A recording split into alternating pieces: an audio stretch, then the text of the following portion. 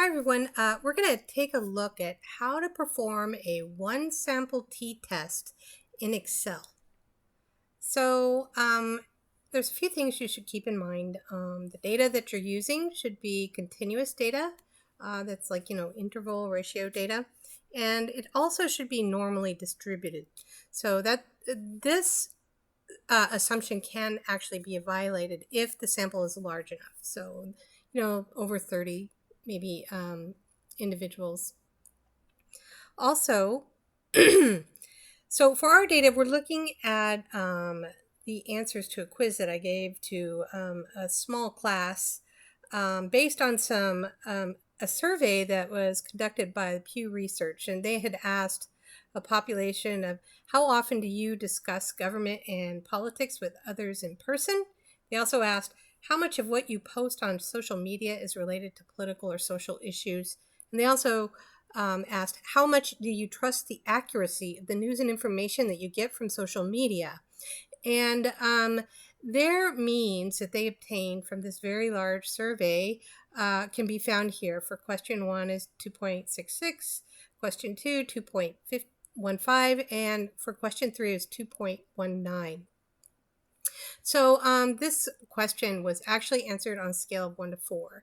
And so when you're conducting a one sample t-test, it's important to note that you need to have the means for the population. You need to know the population mean. In this case, we obtained it from the means from the original survey that was given. And then and so we'll be able to perform these analyses. So in order to obtain the mean for each one of these questions, because we're going to perform a one sample t-test for each one of these one samples, right? So we will have to run descriptive statistics. And you can do that pretty quickly in Excel if you're using the data analysis function or tool that they have.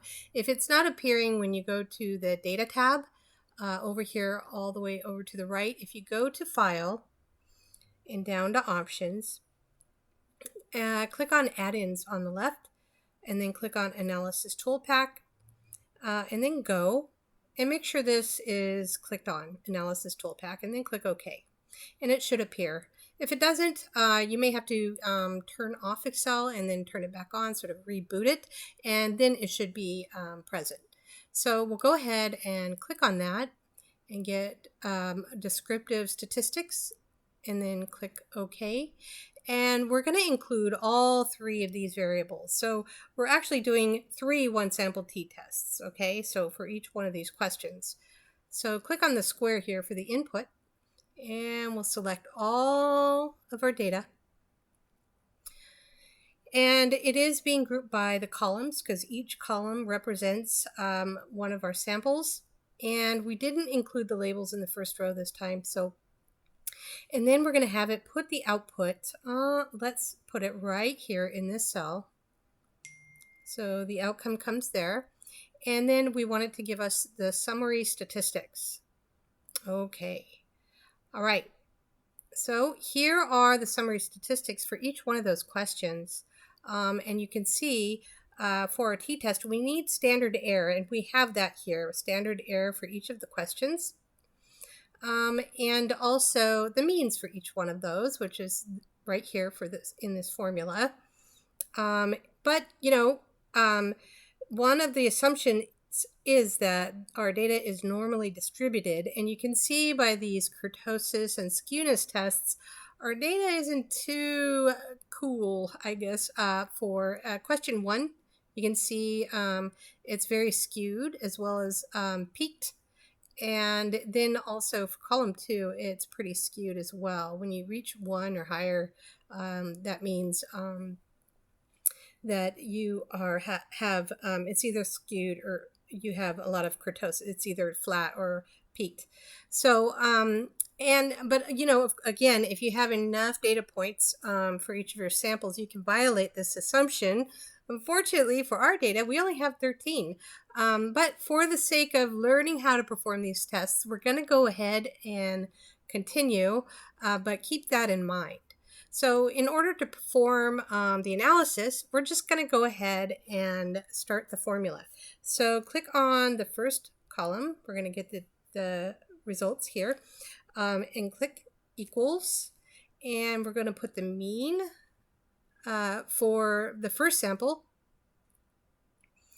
and then we're going to, well, pardon me, let's first put it in parentheses and then click the mean for the first sample, and then we're going to subtract it by the population mean, which is 2.66. So 2.66, and then close parentheses, divide, and then we'll put sample error in there, and then click enter. All right. And then we can do the same for the rest. So equals, parentheses, the mean for the next one, subtract by the population mean, which is 2.15, close parentheses, divide by standard error, and then hit enter. And then we're going to do the final one, equals, parentheses, the mean, subtract, and then the final population mean is 2.19, close parentheses, divide by standard error, hit enter.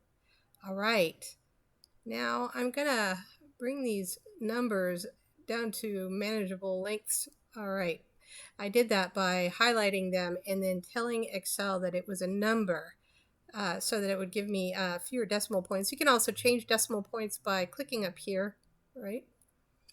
All right, so are these significant? Well, we need to go to the T distribution table. I happen to have one here, and look it up. So first, we need to know degrees of freedom, and for our sample, we're using a two-tailed test. We're going to evaluate it based on a two-tailed test. We don't know if our answers are going to be higher or lower than the population mean, so we'll go with that, and we're at a 0.05 significance level. That's typically what we use. Sometimes people go lower or a little higher.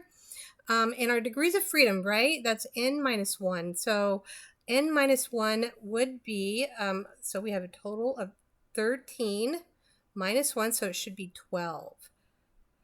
Oops, pardon me. 12. So our degrees of freedom go across here at a 0.05 two-tailed test.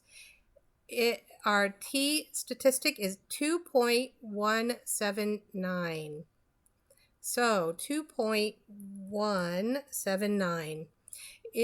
Are any of these higher than that? And yes, for question 2, we have one that's much higher. So we can say this is statistically significant from the population mean for this particular class. So how much of what you post on social media is related to political or social issues?